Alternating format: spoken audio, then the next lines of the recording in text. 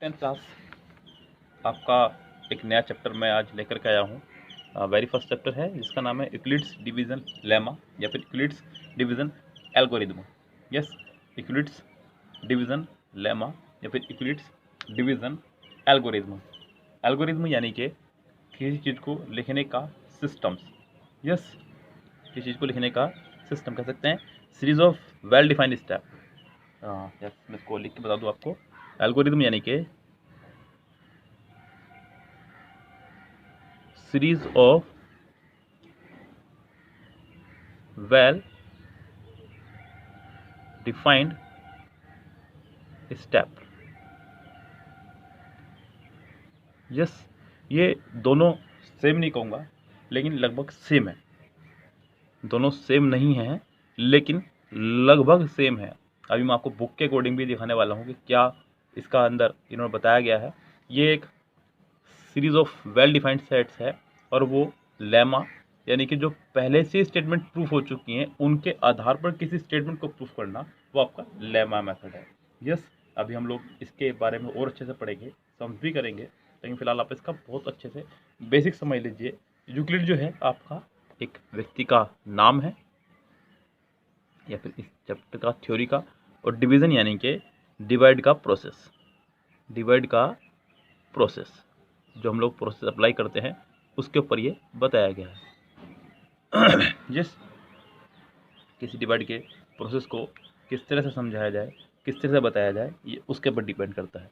Yes, Euclid division lemma, Euclid division algorithm, इन दो बातों को हमें आज बहुत अच्छे से देखना है।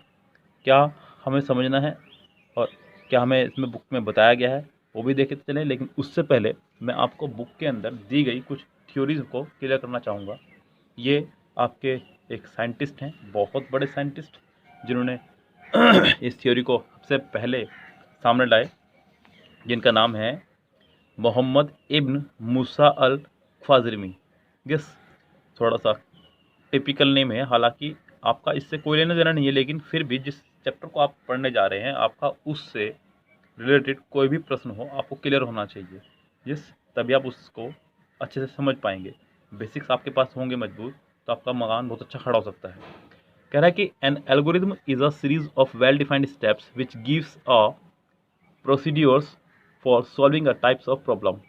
The word algorithm comes from the name of the 9th century Persian mathematician Al-Khwarizmi.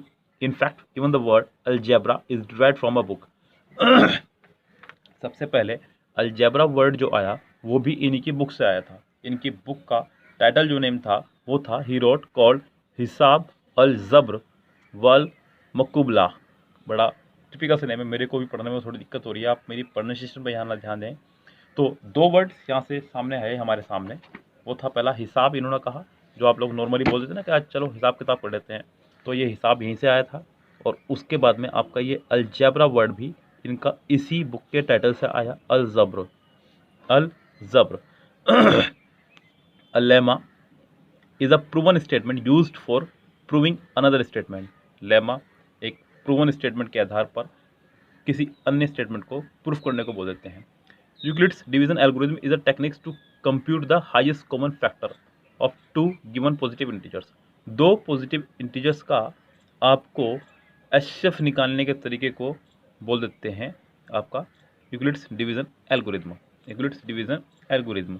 Recall that the HCF of two positive integers a and b is the largest positive integer d that divides both a and b।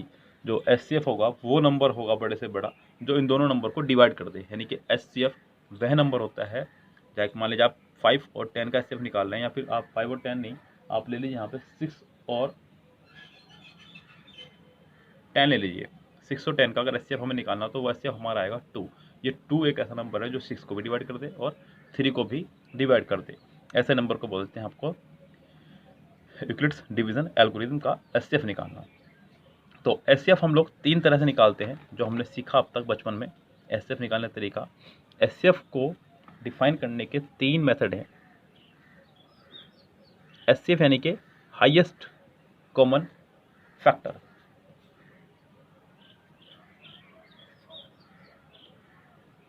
Highest common factor, yes spelling शायद गलत होगी मुझे ऐसा लग रहा है, यहाँ HIGHEST माफी चाहूँगा। हालांकि आप स्पेलिंग पे ज़्यादा गौर ना करें, आप सिर्फ मेथड पे ध्यान दें, समझे सवाल को। Highest common factor, like factor मतलब किसी भी चीज़ के छोटे रूप में लिखना, उसको फैक्टर बोल देते हैं। क्या बोल देते हैं उसको? फैक्टर। लाइक मान लीजिए मैंने ले लिया 10 और 10 के मैं फैक्टर करने बैठूँ तो हो जाएगा 2 और 5, और मैंने ले लिया आपका 15 और 15 का अगर मैं फैक्टर करने बैठूँ तो हो जाएगा 3 और 5। तो ये इसके फैक्टर हो चुके हैं। क्या हो चुके हैं इसके? ये फैक्टर हो चुके हैं। अब मुझे देखना है कि इन दोनों में कॉमन क्या है, इनमें कॉमन क्या है, और वो हाईएस्ट भी हो। तो वो कॉमन है आपका 5।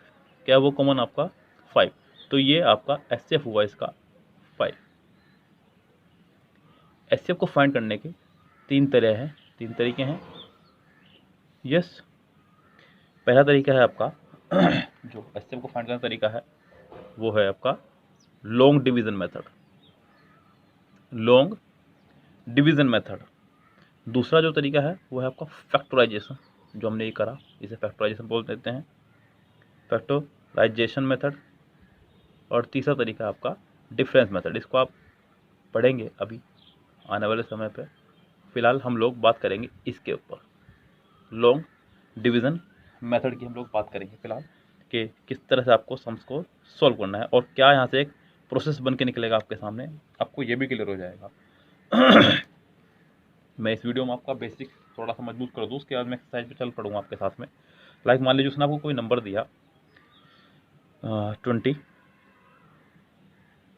मैं अभी HCF निकालना नहीं सिखा रहा हूँ आपको, मैं फिलहाल आपको एक तरीका बता रहा हूँ कि क्या क्या सामने एक प्रोसेस रहेगा। एक नंबर है आपके सामने कोई 20, या फिर कुछ भी ले लीजिए, 20 क्यों 30 ले लीजिए चलिए, और आपको उसे 4 से डिवाइड करना है। किससे डिवाइड करना है? 4 से डिवाइड करना है। तो चलिए मैं 30 को 4 से डिवाइड करता हूँ, और हमने से कहा 4 7 जा 28, और यहाँ पर आ गया आपका 2। तो यहाँ पे ये जो आया ये आपका क्वेश्चन है,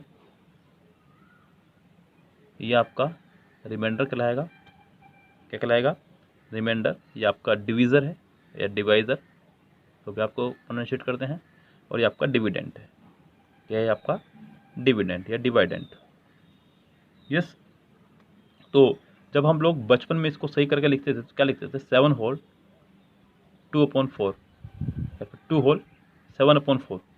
क्या आप लोगों ने करा इसको अब तक? अगर आपको याद हो कुछ कि आपको कहा जाए इसे सही करके लिखने के लिए, तो आप क्या करके लिखेंगे सही से? यहाँ हम इसको सही करके लिखने को कहा जाए तो लिखेंगे 4 होल 2/7। 4 होल में आ गया और 2/7। अगर मैं इसको फिर से सही करने बैठ जाऊँ तो 7 4 जा 28 प्लस 2 30/7। यहाँ आप सोच रहे होंगे इतनी छोटी बात मैं आपको क्यों बता रहा हूँ? मैं आपको जानबूझ के बता रहा हूँ, आपको समझ में आए क्लियर कि हमने करा क्या है। यस, क्योंकि आगे आने वाले टाइम पर आपको यही करना है, इसलिए आप इसका बेसिक समझ के चले। आपने 7 की 4 से मल्टीप्लाई करी, यानी कि 7 मल्टीप्लाई बाय 4 प्लस के 2। अगर आप गौर करें तो 7 क्या था? 7 आपका था क्वोशंट, तो स्मॉल क्या कह दूंगा, और 4 आपका था डिवीज़र, और 2 आपका था रिमाइंडर, और क्या है आपके बाद में 30। 7 4 जा 28 प्लस 2 30। 30 क्या था आपका? डिविडेंड। इसको आप डी कह लीजिए। तो आपके पास एक फॉर्मेशन तैयार हुआ, वो फॉर्मेशन तैयार हुआ आपके पास में D is equal to Q into D plus के 2, क्यू इंटू डी प्लस के 2। तो एक फॉर्मेशन तैयार हो गया हमारे सामने। फॉर्मेशन तैयार होकर के जो सामने आया बहुत ही अच्छा और बेहतरीन तरीका आया। 2 नहीं, मैं इसको आर कह दूँ ज़्यादा अच्छा रहेगा, क्योंकि मैंने यहाँ भी गलती कर दी। आर ही ठीक रहेगा। एक बात का और भी ध्यान रखें, ये जो आपका रिमाइंडर होगा, रिमाइंडर जो होगा कभी भी डिवीज़र से ज़्यादा नहीं आना चाहिए, कभी भी डिवीज़र से ज़्यादा नहीं आना चाहिए। इसका रिमाइंडर आपका मैक्सिमम कितनी वैल्यूज आ सकती थी? अगर आप किसी नंबर को 4 से डिवाइड कर रहे हैं, किसी भी नंबर को आप 4 से डिवाइड कर रहे हैं, लाइक मान लीजिए कोई भी नंबर आपने ले लिया, आप उसको 4 से डिवाइड कर रहे हैं, तो उसकी रिमाइंडर आने की क्या क्या पॉसिबिलिटीज़ हैं? रिमाइंडर उसका आ सकता है 0 1 2 और 3। 4 से ज़्यादा रिमाइंडर आपका नहीं आ सकता। लाइक मान लीजिए आप उसी आधार पर किसी नंबर को आप 7 से डिवाइड कर रहे हैं, किससे डिवाइड कर रहे हैं? 7 से डिवाइड कर रहे हैं, तो रिमाइंडर आने की क्या क्या पॉसिबिलिटीज़ हैं? रिमाइंडर आपका आ सकता है 0 1 2 3 4 5 6। इससे आपका ज़्यादा रिमाइंडर नहीं आना चाहिए। समझ में आ रही है ना बात आपको मैं जो समझाना चाह रहा हूँ? क्लियर ध्यान रखें आप इस बात को खूब अच्छे से। तो यहीं से ही आपकी बुक के अकॉर्डिंग एक थ्योरी क्लियर होके आती है सामने। वो थ्योरी आपकी ये रहेगी कि जो रिमाइंडर है, रिमाइंडर जो है वो आपका 0 या 0 से बड़ा हो सकता है। रिमाइंडर आपका 0 या 0 से बड़ा भी हो सकता है, लेकिन कभी भी उस नंबर से बड़ा नहीं होगा जिस नंबर से उसको डिवाइड किया जा रहा है, यानी कि डिवीज़र से ये बड़ा नहीं होगा, डिवीज़र से हमेशा छोटा होगा। ये बात आप खूब अच्छे ध्यान रखें और यही आपको फॉर्मूला याद भी रखना है फिलहाल आज की एक्सरसाइज के लिए। आपका दिया गया रिमाइंडर या तो 0 होगा या 0 से बड़ा होगा, लेकिन डिवीज़र से हमेशा छोटा होगा। इस बात को आप एक बार फिर समझें। लाइक मान लीजिए आपने कोई नंबर ले लिया और वो नंबर ले लिया आपने n, उसको डिवाइड किया आपने 5 से। जिस 5 से डिवाइड करने पर आपके सामने जो रिमाइंडर आएंगे वो रिमाइंडर क्या क्या हो सकते हैं आप बताइए, कोशिश कीजिएगा, मेरे से पहले बोलने की कोशिश कीजिएगा। मैं क्योंकि ये वीडियो लाइव नहीं है जो मैं आपको सुन सकूँ, लेकिन आपको खुद को अच्छा लगेगा। मैं लिख रहा हूँ यहाँ पे रिमाइंडर क्या क्या हो सकते हैं, बोलिएगा आप लोग, मेरे आगे आगे बोलते रहिएगा। पहला होगा क्या 0, दूसरा हो सकता है 1, तीसरा 2, फिर 3, फिर 4। बस 5 से ज़्यादा रिमाइंडर आपके नहीं आ सकते। यानी कि आप ये ध्यान रखें कि जो रिमाइंडर है, ये आपका या तो 0 हो सकता है या 0 से बड़ा हो सकता है, लेकिन हमेशा डिवीज़र से, ये जो आपका नीचे है ये आपका कहलाएगा डिवीज़र। क्या कहलाएगा आपका ये? डिवीज़र, डिवाइज़र भी बोल देते हैं कुछ लोग, तो जो मर्जी बोलें आप, इससे कोई फर्क नहीं पड़ता। आप फिलहाल मैथ्स करने पे ध्यान दें। इससे ये रिमाइंडर बड़ा नहीं हो सकता, क्योंकि अगर बड़ा होगा तो ये फिर से दोबारा डिवाइड होना शुरू हो जाएगा। यस, ये आपका एचसीएफ का निकालने का तरीका है। यस, पहले तरीका मैंने आपको सिखाया डिवीज़न मेथड, और डिवीज़न मेथड से किस आधार पर हमने सवाल बनाया या आपने सवाल को करने का तरीका देखा। यस, अब हम लोग चलते हैं चैप्टर की तरफ को। चैप्टर के जो हमारे पास सम्स हैं, पहले लॉन्ग डिवीज़न मेथड भी मैं आपको पहले समझा दूँ, फिर मैं चैप्टर पर चलूँगा, क्योंकि पूरी बात खत्म हो जाएगी, कंप्लीट हो जाएगी, तो ही चैप्टर समझने में बहुत अच्छा मज़ा आएगा। यस, हाँ, अगला है लॉन्ग डिवीज़न मेथड, वो जो समझ चुके हैं आप पहले से ही, उसी से ही हम लोग एचसीएफ निकालना सीख लेते हैं। लॉन्ग डिवीज़न मेथड से एचसीएफ कैसे निकालते हैं वो देख लीजिए आप। लाइक उसने कहा आपसे 5 और 12 का एचसीएफ निकालिए। 5 और 12 नहीं, 5 और 125 ले लीजिए। चलिए, तो क्या करें आप, 5 से 25 को डिवाइड करें और ये पूरा पूरा कट जाएगा। तो जहाँ अगर रिमाइंडर 0 आ जाए, अगर आपका रिमाइंडर 0 आ जाए, तो आप समझ जाइएगा कि दिया गया जो जिससे आपने डिवाइड किया है वो आपका एचसीएफ आ चुका है, और भी देखें, लाइक मान लीजिए उसने आपको कोई और नंबर दे दिया,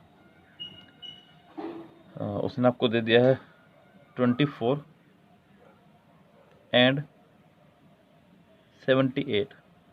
आप इसका एचसीएफ निकालने जा रहे हैं, तो आप बड़े नंबर को अंदर और छोटे नंबर को बाहर रखेंगे। 24 3 जा 72 माइनस करके 6, अब ये बाहर आ जाएगा और 24 अंदर आ जाएगा। 6 4 जा 24 0, और जहाँ 0 आ जाएगा तो लास्ट नंबर जिसने इसको डिवाइड किया है वो आपका कहलाएगा एचसीएफ। क्या कहलाएगा आपका वो? एचसीएफ। अब अगर मैं इसको लिखने का तरीका आपसे पूछूं तो लिखने का तरीका आपका कुछ इस तरह से रहेगा।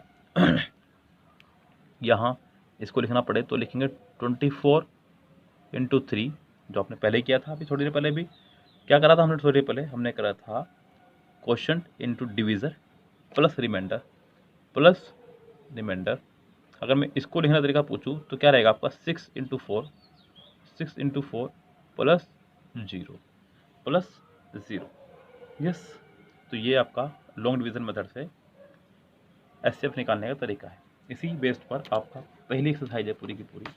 पहली एक्सरसाइज पूरी की पूरी तो नहीं कहूँगा, लेकिन शुरू के 3 सम जो हैं उसी बेस पे हैं। 1.1 135 और 225 का एचसीएफ निकालना है, 196 और इसका एचसीएफ निकालना है, और इसका एचसीएफ निकालना है। मैं आपको एक एक करके एक सवाल करा रहा हूँ, तीनों सवाल चेक करते रहेगा। स्टूडेंट्स, वीडियो पॉज हो चुकी थी, मैंने ध्यान नहीं दिया, यहाँ फिर से देखिए एक बार। पहला सम है आपका 135 और 225 का आपको निकालना है एचसीएफ। तो बड़ा नंबर अंदर आएगा, छोटा नंबर बाहर। आपने जब इसको डिवाइड किया है 1 टाइम तो आपका आता है 90, फिर ये 90 बाहर आ जाएगा और 135 अंदर, तो यहाँ भी जाएगा ये 1 टाइम, अभी बचता है 45, फिर ये 90 अंदर आ जाएगा और 45 बाहर आएगा। तो ये पूरा जहाँ डिवाइड हो जाएगा वो कहलाएगा आपका एचसीएफ। जब भी कोई नंबर पूरा डिवाइड हो जाए तो कहलाएगा एचसीएफ। लेकिन आपको इतना तो करना ही है अपने स्कूल में भी और एग्जाम में भी। तरीका क्या लिखेंगे आप, इसकी मल्टीप्लाई इससे, यानी कि division into question plus remainder. Next step division into question plus remainder. Third step division into question plus remainder. जब जीरो आ जाएगा तो वो लास्ट नंबर जो है आपका एचसीएफ कहलाएगा। आप उसको या तो अंडरलाइन इस तरह से कर दीजिएगा या फिर उसको अलग से आप लिख के दिखा दीजिएगा ऐसे। वेरी नेक्स्ट क्वेश्चन जो है वो ये है आपका 196 और 38220 का आपको निकालना है एचसीएफ। यस, तो यहाँ हम लोगों ने इसको एक बार डिवाइड कर दिया है, दूसरी बार डिवाइड करने की कोशिश कर रहे हैं हम इसको 9 से ही डिवाइड करने की कोशिश करते हैं फिर, क्योंकि 9 9 जा 19 9 जा 170 चल सकता है। 9 6 जा 54 कैरी 5, 9 9 जा 81 और 5 86 कैरी 8, 9 1 जा 9 और 8 17 जी चल चुका है ये। 12 में से 4 गया 8, 15 में 6 गया 9,